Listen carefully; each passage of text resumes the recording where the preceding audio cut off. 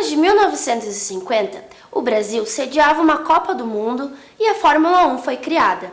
No decorrer dessa mesma década, foi fundada a Petrobras e a bossa nova se tornava o estilo musical de preferência dos brasileiros. Getúlio Vargas, Juscelino Kubitschek, Nereu Ramos e Jânio Quadros governaram o país. Foi um período de transições de guerra, revoluções comportamentais e tecnológicas. Nesse contexto, foi inaugurado o primeiro canal de televisão do Brasil. Foi inaugurada às 5h30 da tarde a primeira estação de televisão da América do Sul. TV Tupi Difusora, Canal 3 de São Paulo.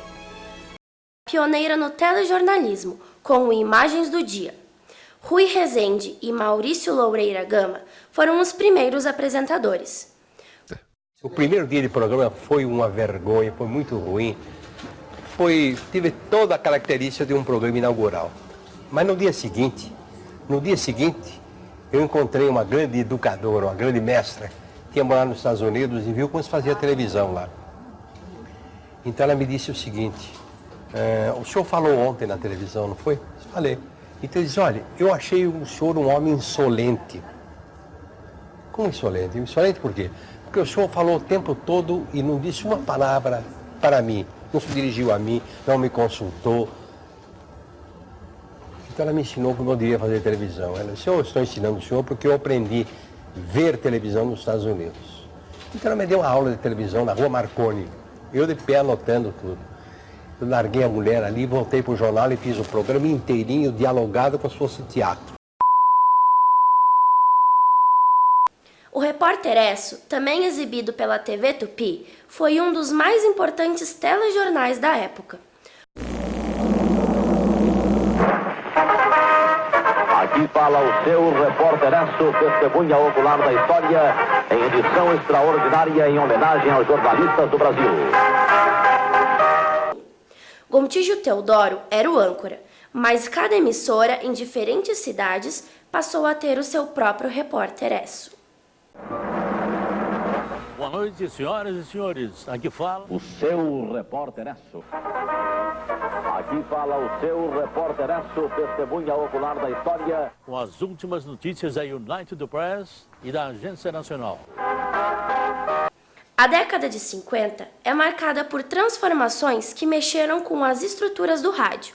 A chegada da televisão, trazida para o Brasil por Assis Chateaubriand. A TV Record surgiu nessa época e foram os radialistas que assumiram o telejornalismo. Na trajetória do telejornalismo brasileiro, o Telenotícias Panair surgiu em janeiro de 1952, também na Tupi de São Paulo. Ia para o ar todos os dias às 21 horas. Mais avanços tecnológicos surgiram e o país inaugurava a sua nova capital, Brasília. Nesse contexto, entra no ar o Jornal da Vanguarda, pela TV Excelsior, e em sua apresentação havia cronistas especializados em diferentes editorias. Surge assim as tão conhecidas vozes de Luiz Jatobá e Cid Moreira. Boa noite. Boa noite. Boa noite. A qualidade da seleção das imagens, o texto dinâmico e o formato que se diferenciava dos outros telejornais fizeram do Jornal da Vanguarda um grande sucesso de audiência na década de 1960.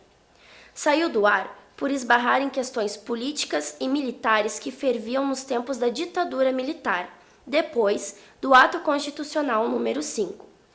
A censura colocou locutores no lugar dos jornalistas nos telejornais.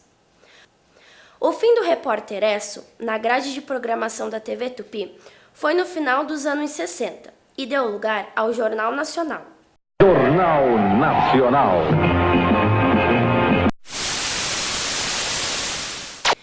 E foi a partir da inovação trazida ao Brasil por Assis Chateaubriand com sua TV Tupi e o primeiro telejornal brasileiro que surgiram novas emissoras, como a Rede Globo, a Bandeirantes, o SBT e tantas outras que fizeram do telejornalismo um dos principais canais de informação, e assim até os dias de hoje.